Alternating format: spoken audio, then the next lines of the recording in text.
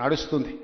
మరి తెలంగాణ రాష్ట్ర ఆర్థిక వ్యవస్థ అభివృద్ధి పదం వైపు నడపాలంటే పరిశ్రమలు పెట్టే వాళ్ళకి సబ్సిడీలు ఇవ్వడమే కాదు, పరిశ్రమలు పెట్టే వాళ్ళకి భూములు ఇవ్వడమే కాదు, వ్యవసాయం చేసుకుంటున్న పేద రైతులకు కూడా సబ్సిడీలు ఇవ్వాల్సిన అవసరం ఉంది, ఇన్సెంటివ్లు ఇవ్వాల్సిన అవసరం ఉంది, టెక్నాలజీని బదిలీ చేయాల్సిన అవసరం ఉంది, సాంకేతిక నైపుణ్యాన్ని నేర్పాల్సిన అవసరం ఉంది.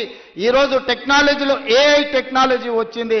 రైతుకు తెలీదు పాపం, 2 ఎకరాల ఒడ్లు పండిస్తే మొత్తానికి యూరియా చల్లుతాడు. కానీ ఎక్కడ సమస్య ఉందో అక్కడనే చల్లగలిగిన సాంకేతిక నైపుణ్యాన్ని తెస్తే ఎరువుల బాధ తప్పుతుంది, కలుషితమైన ఆహారం తగ్గుతుంది, భూమి సారవంతమైన నేలగా ఉంటుంది. ఇట్లాంటి సాంకేతిక నైపుణ్యాన్ని కూడా ఈరోజు వ్యవసాయ శాఖ నేర్చుకోవాల్సిన అవసరం ఉంది, రైతులకు నేర్పాల్సిన అవసరం ఉంది. అదేవిధంగా ఈరోజు వ్యవసాయ పంపు సెట్లు సంవత్సరానికి దాదాపుగా 17,000 కోట్ల రూపాయలు ఉచిత విద్యుత్తుకి ఈరోజు మనం ఖర్చు పెడుతున్నాం. ఇవాళ అదే సోలార్కి మనం మారిపోతే సోలార్తోని మీ వ్యవసాయం ఉచితమే కాదు, మీరు సోలార్ విద్యుత్తు ద్వారా నెలకు 2,000, 3,000 మా ఆడబిడ్డలకు ఆదాయం వచ్చేటట్టు విద్యుత్తు శాఖకు సంబంధించి ఉప ముఖ్యమంత్రి గారు ప్రణాళికలు చేస్తే రైతులు సిద్ధంగా ఉన్నారు. దానికి అవసరమైన పెట్టుబడి మనం పెడదాం. కొన్ని వేల కోట్ల రూపాయలు ఒకసారి పెట్టుబడి పెట్టినా 25 సంవత్సరాలు ఈ రైతులకు లాభసాటిగా ఉంటుంది. వాళ్ళు వాడుకునేది వాడుకోగా మిగిలిన విద్యుత్తును మీకు అమ్ముతారు. ఈరోజు మా రైతులు అదానీ అంబానీలతో పోటీ పడే విధంగా తీర్చిదిద్ది సోలార్ విద్యుత్ ఉత్పత్తిలో అదానీలతో పోటీ పడే విధంగా మా రైతుల్ని ఇంటికాడ కూర్చున్న వాళ్ళకే ఆదాయం వచ్చే విధంగా ప్రణాళికలు చేయాలి. ఈ వేదిక మీద నుంచి ఎనర్జీ డిపార్ట్మెంట్కు అదేవిధంగా సంబంధిత శాఖ మంత్రి గారికి నా సూచన, మీరు ప్రణాళికలు సిద్ధం చేయండి, రైతులను చైతన్యం చేద్దాం, రైతులకు అవగాహన కల్పిద్దాం. మంది ఆడబిడ్డలు చదువుకొని విజ్ఞతతో మాట్లాడిన ఆ పెద్ద ఆయన మాట్లాడుతుంటే ఆయన ఉపయోగించిన ఇంగ్లీష్ భాష కావచ్చు, పదాలు కావచ్చు, అవగాహన కావచ్చు, అనుభవం కావచ్చు, ఆ పిల్లలే కాదు వేదిక మీద ఉన్న మంత్రులు కూడా నేర్చుకోవాలి. విషయాన్ని ఏ విధంగా సూటిగా సుత్తి లేకుండా ఎట్లా చెప్పొచ్చో, అవగాహన ఎట్లా కల్పించో ఆ పెద్ద మనిషిని మనం చూసి నేర్చుకోవచ్చు. అందుకే ఇవాళ అలాంటి వాళ్ళని నేను కలెక్టర్లకు ఆదేశాలు ఇస్తున్నా. వ్యవసాయం మీద అవగాహన ఉండి 10 మందికి నేర్పాలన్న పెద్ద మనుషులను గ్రామాలు తిప్పండి, రైతు వేదికలలో సమావేశాలు పెట్టండి, వాళ్ళ చేత అవగాహన కల్పించండి, అవసరమైతే వాళ్ళకి ఆహారూర్యం ఇవ్వండి, రోజుకో 1000 రూపాయలు ఇవ్వండి. వాళ్ళ అవగాహనతోని రైతు వేదికలలో పోయి అవగాహన కల్పించినందుకు అదొక గుర్తింపు, ఒక గౌరవం. 1000 రూపాయలతో ఒక రోజు వాళ్ళ జీవితంలో మార్పు వస్తుందని నేను చెప్పడం లేదు, కానీ ప్రభుత్వం ప్రోత్సహిస్తుంది, ప్రభుత్వం గుర్తిస్తుంది, ప్రభుత్వం మిగతా రైతులకు అవగాహన కల్పించడానికి ప్రయత్నం చేస్తుంది అని చెప్పడానికి ఇవన్నీ కూడా ఉపయోగపడతాయి. కాబట్టి కలెక్టర్లందరికీ కూడా ఈ వేదిక మీద నుంచి చీఫ్ సెక్రటరీ గారికి నేను ఇన్స్ట్రక్షన్స్ ఇస్తున్నా.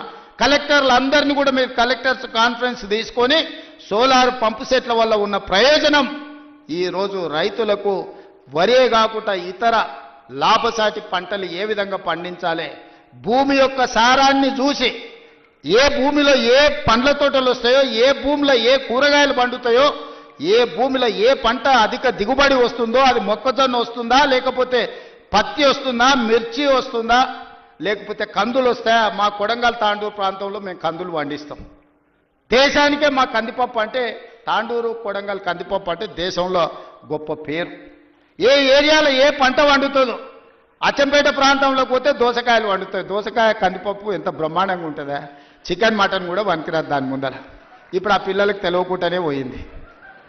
కొత్త తరానికి ఇప్పుడు దోసకాయలు అంటున్నారు, వెనక బుడంకాయలు అనేటోళ్ళు. అవునా? కందిపప్పులా వేసి చేస్తే మన అమ్మనో నాయనమ్మనో వండితే మటన్ చికెన్ కంటే టేస్టీగా ఉండేది. జొన్న రొట్టెతోని కందిపప్పు బుడంకాయలతో తింటే ఎంత మజా ఉండేదా. ఇవాళ ఆ రుచులే పోయినాయి. అందుకే ఈరోజు పంట మార్పిడి జరగాలి, ఆలోచనలో చైతన్యం రావాలి, ప్రజలకు ఉపయోగపడాలి. మనము పోయి ఎక్కడెక్కడనో పోయి ఏదో కొత్త రకాల వంటలు, కొత్త రకాల డైట్ అని తీసుకొస్తున్నారు కొత్త కొత్తవి. ఎందుకంటే మన పెద్దోళ్ళు మనకి ఇచ్చిపోయారు, జొన్న రొట్టె తినండి, మీ బట్టలు మీరు ఉతుక్కోండి, 6 ప్యాక్ ఉంటుందో లేదో మీకు తెలుస్తుంది. మీ బట్టలు మీరు ఉతుక్కొని జొన్న రొట్టె తింటే మీరు ఏ జిమ్ములకి వెళ్ళి కండలు పెంచాల్సిన పని లేదు, ఆటోమేటిక్గా మీరు 6 ప్యాక్ తయారవుతారు. అవేమి చేయకుంటుండి జిమ్ములలో పోయి స్టెరాయిడ్స్ వారి ఆరోగ్యాన్ని పాడు చేసుకుంటారు. అందుకే ఈరోజు మా రైతులను ఇన్ని లక్షలాది మందిని వేదిక మీద నుంచి వ్యవసాయ యూనివర్సిటీ నుంచి లక్షలాది మంది రైతులను ఉద్దేశించి ప్రసంగించడమే కాదు వాళ్ళకి వేలాది కోట్ల రూపాయలు బదిలీ చేయడం ఇదొక మర్చిపోని జ్ఞాపకం. మీ అందరికీ ఈ ప్రభుత్వం అండగా నిలబడుతుంది. రాబోయే రోజుల్లో భూమి అనేది మీకు ఇండ్ల పట్టా అనేది ఇందిరమ్మ ఇల్లు అనేది ఇందిరమ్మనే ఇచ్చింది. ఆనాడు దొరల దగ్గర భూస్వాముల దగ్గర వేలాది ఎకరాలు ఉంటే అగ్రికల్చర్ సీలింగ్ యాక్ట్ తీసుకొచ్చి ఆ భూములన్నీ తీసుకొని పేదోళ్లకు అసైన్మెంట్ పట్టాల పేరు మీద పంచిపెట్టారు.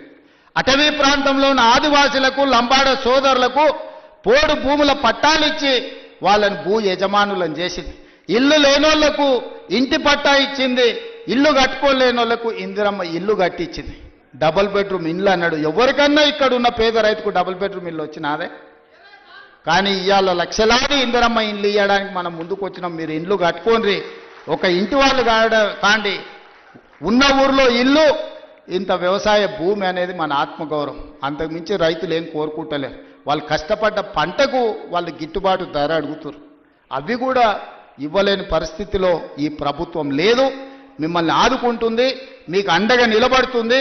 పంట మార్పిడి చేయండి. మీరు ఏం పండించినా పంట మనం కొనుగోలు చేయడానికి అవసరమైన కేంద్రాలను ఏర్పాటు చేస్తాం.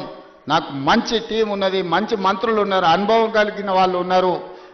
నాకు మంత్రిగా అనుభవం లేకపోవచ్చు, కానీ అనుభవం కలిగిన మంత్రులు పెద్దలందరూ ఉన్నారు.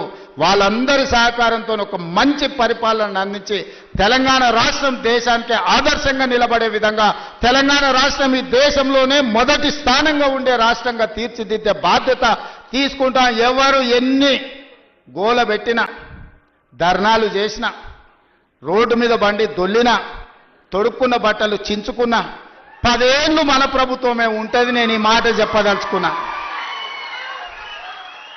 వాళ్ళని చూడండి, వాళ్ళ మాటలు చూడండి. అసూయ, అక్కసు, కడుపు నిండా విషం కనిపిస్తుంది, అహంభావం కనిపిస్తుంది, బలుపు కనిపిస్తుంది మాటలలో. చూడండి, టీవీ ముందర మాట్లాడేటప్పుడు ఒక్కసారి ఎందుక 10 ఏళ్ళు వేలిండ్రు కదా, అన్ని అవకాశాలు ఇచ్చారు ప్రజలు. మిమ్మల్ని ఎవరు చేయొద్దన్నారు? రైతు భరోసా ఇవ్వద్దన్నారా? లేకపోతే రైతుకు పండించిన పంటకు గిట్టుబాటు ధర ఇవ్వద్దన్నారా? రైతు రుణమాఫీ చేయొద్దన్నారా? మీ కాలంలో సర్పంచుల బిల్లులు చెల్లించొద్దన్నారా? కాంట్రాక్టుల బిల్లులు చెల్లించొద్దన్నారా? రోడ్లు వేయొద్దన్నారా? చెట్లు పెంచొద్దన్నారా? ఎవరన్నారే? 10 ఏళ్ళు మొత్తం మీ ఇష్టారాజ్యంగా పరిపాలన చేసి రాష్ట్రాన్ని రావణ కాష్టంగా మార్చి రాష్ట్రం మొత్తం విధ్వంసం చేసి బొందల గడ్డగా మార్చి ఇంకా సిగ్గు లేకుండా రోడ్ల మీదకి వచ్చి మమ్మల్ని తిట్టే పని చేస్తున్నారు. మీరు ఎన్ని తిడితే ఆ తిట్లన్నీ ఆశీర్వాదం కింద మారుతాయి. అందుకే వాళ్ళని పట్టించుకోవడం మానేసిన నేను. ఎందుకంటే రోడ్డు మీద మనం పోతుంటే అరుస్తూనే ఉంటాయి. కొన్ని అరిసినప్పుడు అరిసిన దానికల్లా వెనక్కి తిరిగి రాయితోని కొట్టం కదా. నేను పని చేస్తా, మీరు వాళ్ళ పని చూడండి అని తెలియజేస్తూ మీ అందరి దగ్గర సెలవు తీసుకుంటున్నాను.